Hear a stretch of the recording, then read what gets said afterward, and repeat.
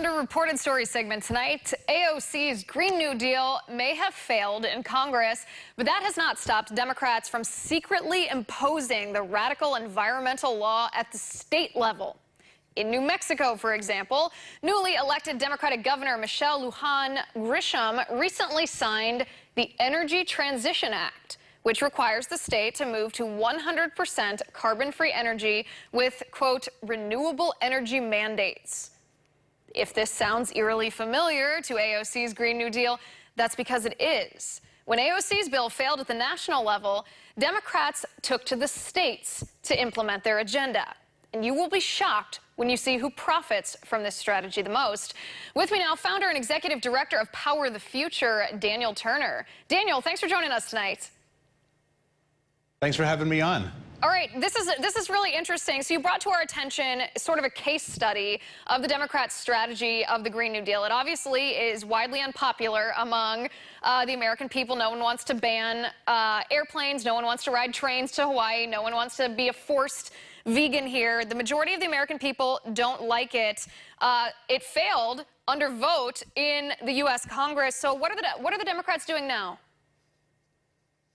Yeah, you're absolutely right. There is no national appetite for this, and Congress certainly doesn't want to vote on it. They punted. And so now the strategy is to bring it to the state level where sympathetic governors and sympathetic members of the state legislature, a lot of them who were backed by these green groups, they will do the will of these green groups. And, you know, these green groups, they have an awful lot of money. We talk a lot about big oil and big energy as if they're the only ones with funds. Groups like the Sierra Club, groups like the National Resources Defense Council, they have $150, $200 million operating budgets, and they use them not for the environment, not to clean up the earth, but to elect radical politicians. And that's what we saw in New Mexico. Right. So I want to go through exactly what happened in New Mexico, because it's sad that this is now a law in New Mexico, but it's also good that we're not just talking about this hypothetically. We have a concrete example to demonstrate, to illustrate to our viewers what we're talking about. So in New Mexico, the governor, and she's newly elected, the governor signed this Energy Transition Act. The goals of this act align almost perfectly. It's almost identical to the Green New Deal. It would force 100% renewable energy, which means completely abandoning, completely outlawing fossil fuels here. What this does, we know what this does. It wrecks the economy. It threatens the jobs of thousands of people, especially in New Mexico, who work in the energy industry. It raises utility rates. It cuts the revenue of the state as a whole. And this is the interesting part. It makes these green energy companies, some of whom you mentioned, very, very rich, because it's legally mandated that people use their products. Exactly. And my organization, Power the Future, advocates for energy workers because they're the ones who suffer the consequences of all sorts of proposals like the Green New Deal. They're the ones who work in coal and oil and gas who lose their job. So when we saw in New Mexico the governor passed this so quickly, all these impact studies, all these economic studies that green groups always require when you want to drill or when you want to open ANWR, none of that happened in New Mexico. So we were very curious as to what happened. And what we saw was an awful lot of collusion behind the scenes. We used the Freedom of Information Act to get emails, and we saw a lot of collusion between green groups, between state legislator, between the governor's office and the Secretary of Energy in New Mexico. And really what they did is they guaranteed green companies a taxpayer-based revenue stream in perpetuity. The taxpayers are going to pay a lot more for their utilities now. Oil and gas and coal are going to suffer because those jobs are going to be basically outlawed. And if you are a green energy company and you hire green energy lobbyists and give to Democrats who get elected, well, isn't it nice that they will do your bidding for you? And this is a huge scandal that is just starting to explode in New Mexico, but this is going to happen in state by state. This is how the Democrats are going to work with the radical green agenda, since they're failing at the national level.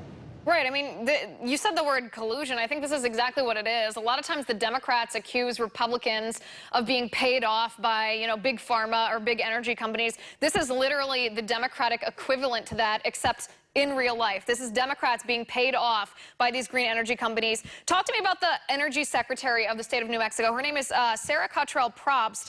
How was she involved in this? What did she do? Yeah, when we got a copy of the emails, there were emails between her and her office and this organization called Interwest, which is a conglomerate of green energy companies, where there was language going back and forth saying, hey, this is what the legislation is going to look like. We can change it to look like this. Let's all work together so the language is beneficial. But the interesting thing is that before she was Secretary of Energy, she worked for this organization. And technically, she was still on the board. After our study broke, they scrubbed their website and took her information down as no longer a board member. Something else we will investigate, whether or not she was still a board member when this was happening. But this is an organization that she used to work for, her employer, and now she's using the taxpayers to basically fund their revenue stream. And what about the people whose utility costs are going to go up? And what you mentioned earlier, what about energy workers in oil and gas and coal, or just the myriad civic organizations whose revenue comes from oil and gas revenue, schools, hospitals, roads, bridges, etc., healthcare. All this comes from tax revenue, which is now all at risk.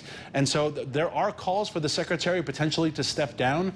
There are calls potentially for further ethics investigations, because this looks like a case of an elected official using her office to enrich her former employer and also a for-profit organization. And that is the scary part of what the Green New Deal is. If this were to pass at the national level, someone would get very, very rich. And I have a feeling they will give to AOC and Bernie Sanders and people like that.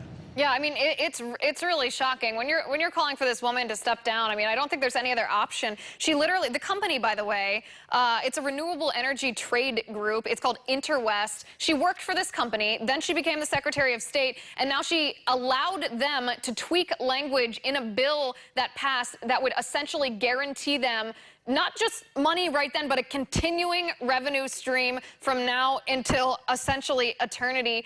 That is extremely unethical. That is extremely shady. The governor, part of her election during her campaign, she got donations to help her be elected from these people. They put money, these green groups put money to essentially campaign for her, to advertise for her. So the governor, the Secretary of Energy, this green group Interwest, and radical green groups are all the people that are set basically to reap the money from this collusion. And meanwhile, the people of the state are going to be the ones who suffer. The spotlight on the Green New Deal at a national level was extremely bright for a while. Essentially, we shined the light so bright on the Green New Deal that it died.